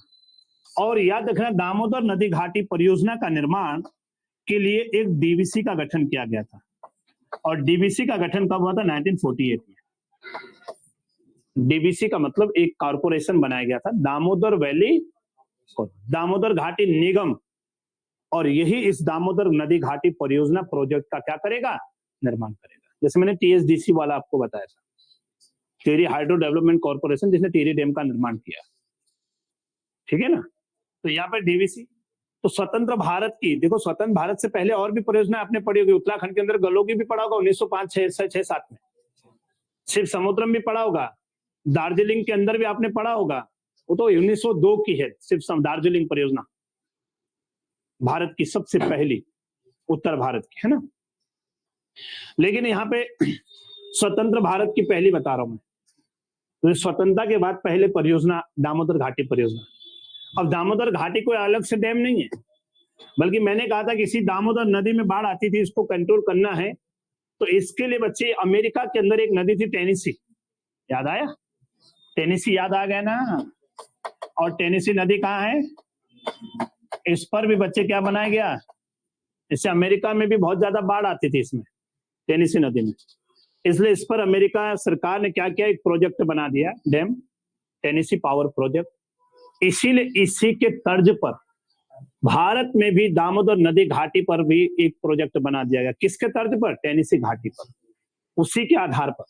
इसलिए आपसे पूछा जाता है कि भारत में कौन सी परियोजना टेनेसी नदी घाटी परियोजना पर आधारित है, तो आपका दामोदर नदी घाटी परियोजना होगा। सुन रहे हो ना मेरे, और ये दामोदर नदी घाटी परियोजना टेनेसी पर आधारित बनाया गया, और इसके अंतर्गत आपने कई डैम पढ़े थे बच्चे, कोनार बांध पढ़ा था, बोलो, सॉरी, कोनार बांध के बाद पंचेत बांध, बाल पहाड़ी बांध, मैथान बांध, तिलैया बांध पढ़े थे। ये सब बांध किस परियोजना के अंतर्गत आते हैं, दामोदर घाटी पावर प्रोजेक्ट। तो देखिएगा मैंने कहा था कोनार बांध, कोनार डैम, कोनार बांध के साथ साथ मैथान बांध, मैथान डैम, पंचेत बांध, बाल पहाड़ी बांध और तिलैया बांध। मैंने नदियां लिखा रखी है, कौन सी नदी पर कौन सा है, जब छोटा नागपुर का पठार पढ़ा मैंने उस समय डायग्राम में भी और लिख भी रखा है, नोट्स में आपको भेजा हुआ। कभी कभी तो ये दे देगा कि कौन सा दामोदर घाटी परियोजना का भाग है, लेकिन कभी कभी ये पूछ लेगा कि बराकर नदी पर कौन सी परियोजनाएं हैं, है ना, या मैथान बांध या बाल पहाड़ी बांध या पंचेत बांध या तिलैया बांध, इनमें से कौन सा बराकर नदी पर है, कौन सा बोकारो पर है, कौन सा कोनार पर है, ठीक है ना। तो ये इसी दामोदर नदी घाटी परियोजना का ही बात, इसी को हम कहते हैं दामोदर घाटी परियोजना। बोलो ना, सुन रहे हो, किसको कह रहे हैं, इसी को हम क्या कहते हैं, दामोदर घाटी परियोजना के नाम से बच्चे से को जाना जाता है। और आपने देखा कि ये नदी आपने देखा, ठीक है, बोलो। तो ये थी आपकी कौन सी नदी, दामोदर, और इसके बारे में ज्यादा बताने की जरूरत नहीं, मैं सारा बता चुका हूँ, छोटा नागपुर का पठार, दामोदर का, ये सब मैं आपको बता चुका हूँ इसके बारे में, ठीक है ना। चलो अगला हम बात करते हैं बच्चे, यहाँ पे नेक्स्ट कौन सी नदी है, स्वर्ण रेखा नदी, है ना। अब देखिएगा जो स्वर्ण रेखा नदी है, ये रांची के पठार से ही तो निकलती है, देखो यहां से निकलती है रांची के पठार से ही है, और बंगाल की खाड़ी में जाकर गिर रही है। तो स्वर्ण रेखा नदी रांची के पठार में अगर हम बात करते हैं तो झारखंड के पास से इसका उद्गम हो रहा है, और बंगाल की खाड़ी में जाकर क्या हो रहे बच्चे, गिरने का काम। लेकिन स्वर्ण रेखा नदी अगर आपसे पूछे कि उड़ीसा से, जैसे यहां से निकला झारखंड रांची से, झारखंड रांची से निकलते हुए आगे बही, आगे बहती हुई उड़ीसा में चले गई, उड़ीसा के बाद बंगाल, मतलब 2 राज्यों से होकर बह रही है, झारखंड फिर उड़ीसा, फिर आगे कहां चली गई है। लेकिन एक चीज और ध्यान देना इसमें, स्वर्ण रेखा नदी पर एक जलप्रपात है हुंड्रू। अगर आपसे पूछा जाए हुंड्रू जलप्रपात किस नदी पर है, झारखंड रांची के अंदर हुंड्रू वाटरफॉल इसी नदी पर बना हुआ है बच्चे, किस नदी पर, स्वर्ण रेखा नदी पर। सुन रहे हो मेरी बात, तो हुंड्रू जलप्रपात भी इसी के नदी के तट पर बना हुआ है।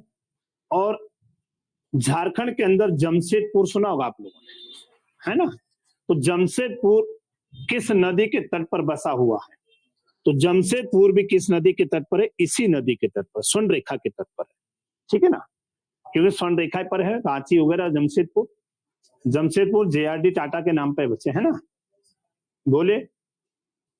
तो ये आपको ध्यान रखना कौन सी नदी हो गई है, स्वर्ण रेखा नदी। अगली नदी कौन सी है? ब्राह्मणी और बैतरणी। कोई खास नहीं है ना, ज्यादा खास नहीं है। फिर भी आप देख लो कि बैतरणी नदी की बात करते हैं, कहां से निकलती है। देखो दोनों नदियां उड़ीसा में है। कहां पे नदी? उड़ीसा में। छोटा नागपुर के पठार से ही निकल रही थी अभी, रांची वाले भाग से, और उड़ीसा में बहते हुए कहां चले जाती है? बंगाल की खाड़ी में चले जाती है। कौन सी नदी? बैतरणी नदी। तो उड़ीसा के अंदर एक पठार है जिसका नाम है क्योंझोर का पठार। क्योंझोर का पठार, और क्योंझोर के पठार से निकलती है, यह पास से निकलती है और बंगाल की खाड़ी में जाकर क्या हो जाती है? गिर जाती है। कौन सी नदी? बैतरणी। बोलो। तो बैतरणी नदी क्योंझोर के पठार से बंगाल की खाड़ी में गिरती है और कहां डेल्टा बनाने का काम करती है? बंगाल की खाड़ी। भाई इतना ध्यान रखना, ऐसे कोई खास नहीं। बैतरणी नदी वही बच्चे जिसे पुराणों में हम पढ़ते हैं, है ना। जब आप गरुड़ पुराण सुनते होंगे, जब कोई आकाश निधन होता है तो वहां पे पंडित जी गरुड़ पुराण सुनाने का काम करता है, तो वहां पे बैतरणी नदी का जिक्र आता कई बार, जिसे गौ माता जिसे पार करवाने का काम करती है ना। तो वही बैतरणी उड़ीसा वाली नदी है जिसकी बात होती थी पुराणों में, मतलब। ठीक है ना, आज नहीं है, तब की बात कर रहे हैं। आज तो ऐसे ही पार कर दोगे इसे, गाय की जरूरत भी नहीं है, मरने के बाद करवाता है। वहां पे भी है। एक नदी है ब्राह्मणी। कौन सी नदी है? ब्राह्मणी नदी। और जो ब्राह्मणी नदी है, इसे ध्यान रखना, ब्राह्मणी नदी भी रांची के समीप से ही निकल रही थी। मैं अपने रांची का पठार से तो देखा, ऋषिकुलिया, बैतरणी, ब्राह्मणी, स्वर्ण रेखा, है ना। तो ये भी रांची के पठार के समीप से निकलती है। लेकिन याद रखना, जो ये ब्राह्मणी नदी है, इसकी दो शाखाएं हैं। एक नदी है शंख। कौन सी नदी है? शंख नदी, रांची के पठार से। और एक नदी है कोयल, दक्षिणी कोयल। कौन सी नदी हो गई है? कोयल। अब ध्यान देना, शंख नदी और दक्षिणी कोयल नदी, दक्षिणी कोयल करना है ना, दक्षिणी कोयल। ये इधर से दक्षिणी कोयल, इधर से शंख, दोनों आकर के आपस में क्या हो जाती है? मिल जाती है। मतलब दक्षिणी कोयल और शंख नदी दोनों आकर के मिलती है, और ये जहां पे मिलती है ना, ये इसी का नाम है राउरकेला।